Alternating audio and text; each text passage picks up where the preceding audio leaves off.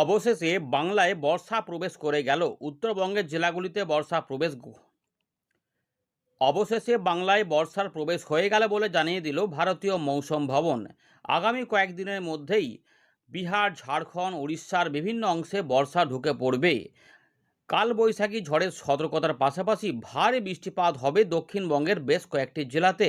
উত্তরবঙ্গে ইতিমধ্যে ভারী থেকে অতি ভারী বৃষ্টিপাতের সতর্কতা জারি হয়েছে। উত্তর পূর্ব ভারত, বাংলাদেশের বেশিরভাগ অংশে বর্ষার প্রবেশ হয়েছে। বৃষ্টিপাত কোথায় কোথায় কেমন হবে আমরা এই ভিডিওতে জানাবো। বেশ কিছু ঘূর্ণাবর্ত এবং অক্ষরেখা তৈরি হয়েছে বাংলার উপরে। বজ্রপাত সহ ঝড় বৃষ্টি হতে পারে। ঝড়ের গতিবেগ কোনো কোনো ক্ষেত্রে 50 থেকে 70 কিলোমিটার পর্যন্ত হতে পারে। উত্তর পশ্চিম ভারত এইদিকে এবং মধ্য ভারতে বর্ষার প্রবেশ এখনও দেরি আছে, কিন্তু আমাদের বঙ্গোপসাগরের বিভিন্ন অংশে বর্ষা ছড়িয়ে গেছে। আগামী 2 থেকে 3 দিনের মধ্যে উত্তর পশ্চিম বঙ্গোপসাগরের বিভিন্ন অংশে বর্ষা আরও ছড়িয়ে পড়বে। এই বিষয় নিয়ে আমরা এই ভিডিওতে আলোচনা করব। আজকের আবহাওয়া পরিস্থিতি নিয়ে ভারতীয় মৌসুম ভবন এবং আলিপুর আবহাওয়া দপ্তর আপডেটটায় কি বলা রয়েছে সেটা প্রথমে আপনাদের দেখিয়ে দিই। আপনার জেলা আমাদের ভিডিওর কমেন্ট বক্সে অবশ্যই লিখে জানাবেন, এবং ইতিমধ্যে যদি আপনার এলাকায় আকাশ মেঘলা বা বৃষ্টিপাত হয়ে গিয়ে থাকে বা হচ্ছে, তাহলে সেটা কমেন্ট করবেন। এবারে দেখুন, আলিপুর আবহাওয়া দপ্তরের আপডেটে বলা হচ্ছে উত্তরবঙ্গের জেলাগুলিতে ভারী বৃষ্টিপাত রয়েছে এবং অতি ভারী বৃষ্টিপাত রয়েছে। জলপাইগুড়ি, আলিপুরদুয়ার, কোচবিহার এই জেলা তিনটিতে অতি ভারী বৃষ্টিপাতের সতর্কতা।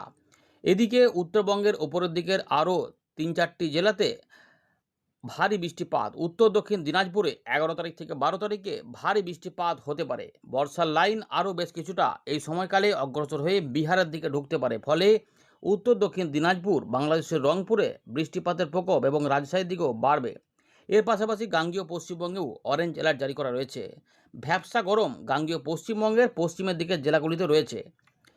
আবহাওয়া দপ্তর জানাচ্ছে বুধবারে পশ্চিম বর্ধমান, বাঁকুড়া, ঝাড়গ্রাম এবং পশ্চিম মেদিনীপুর জেলার কোথাও কোথাও ভ্যাপসা গরম বা অস্বস্তিকর গরম অনুভূত হতে পারে, কিন্তু বীরভূম, মুর্শিদাবাদ, নদিয়া, পূর্ব পশ্চিম বর্ধমান, হুগলি এই অংশগুলিতে বজ্র বিদ্যুৎ সহ কালবৈশাখী ঝড়ের মতো পরিস্থিতিও হতে পারে। তার পরের দিকে বৃষ্টিপাত পশ্চিমের দিকে জেলাগুলিতে বাড়বে।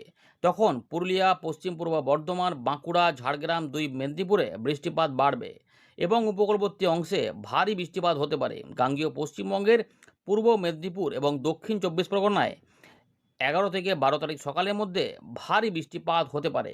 এই সময়কালে বেশিরভাগ অংশেই বৃষ্টিপাত পৌঁছে যাবে, অর্থাৎ প্রায় 80 থেকে 95% জায়গাতে বৃষ্টিপাত এই সময়কালে হতে পারে।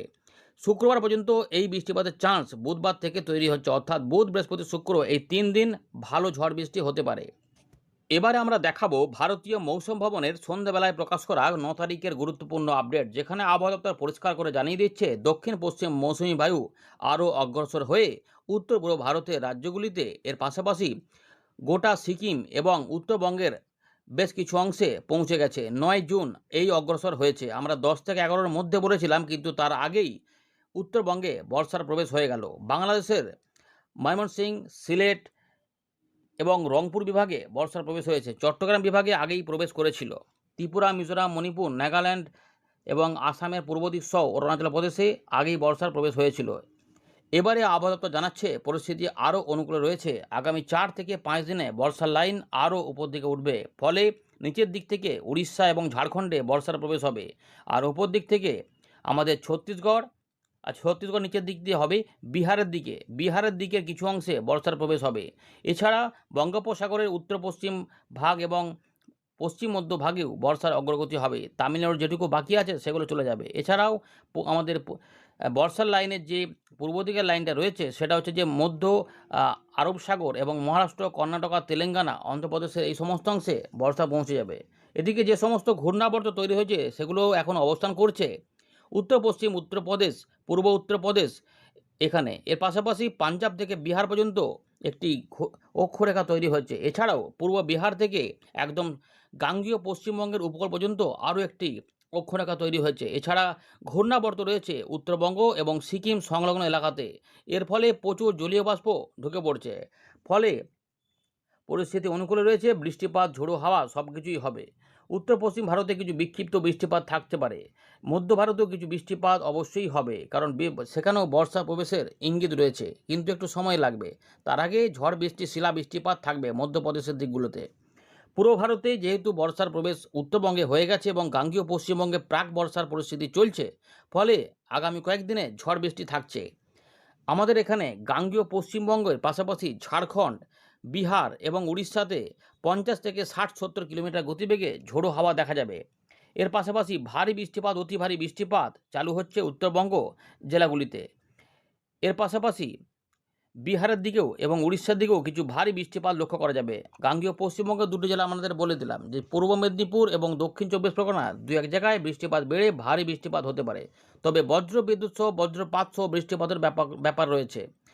এখানে বৃষ্টিপাতের সময় মাঝে মাঝে ঝোড়ো হাওয়াও বইতে পারে। আগামী কয়েকদিনে বৃষ্টিপাত থাকছে। আপাতত 13 তারিখ পর্যন্ত বৃষ্টিপাতের দেখা মিলবে। পূর্ব ভারতে থাকছে, ঝাড়খণ্ড, বিহার, উড়িষ্যার দিকেও এগুলো থাকবে। এবারে আমরা একটু উত্তর পূর্ব ভারতে যদি বলি, তাহলে সেখানেও ভারী থেকে অতি ভারী বৃষ্টিপাত থাকবে আগামী 14 তারিখ পর্যন্ত। আসাম, মেঘালয়ে অতি ভারী বৃষ্টিপাতের পাশাপাশি ত্রিপুরা, মিজোরাম, মণিপুর, নাগাল্যান্ড, অরুণাচল প্রদেশে ভারী বৃষ্টিপাত দেখা যাবে। এছাড়াও হালকা মাঝারি বৃষ্টিপাত তো থাকছেই। এগুলো সব ভারী বৃষ্টিপাতগুলো বিক্ষিপ্ত আকারে হতে পারে। এগুলো মোটামুটি সিস্টেম আকারে রয়েছে। তাপমাত্রা এই মুহূর্তে যেটা রয়েছে, যে 10 তারিখের পর থেকে গাঙ্গেয় পশ্চিমবঙ্গ বলুন বা পূর্ব ভারতে বেশ কিছু অংশে তাপমাত্রা নামবে, কারণ বৃষ্টিপাতের পরিবেশ থাকছে।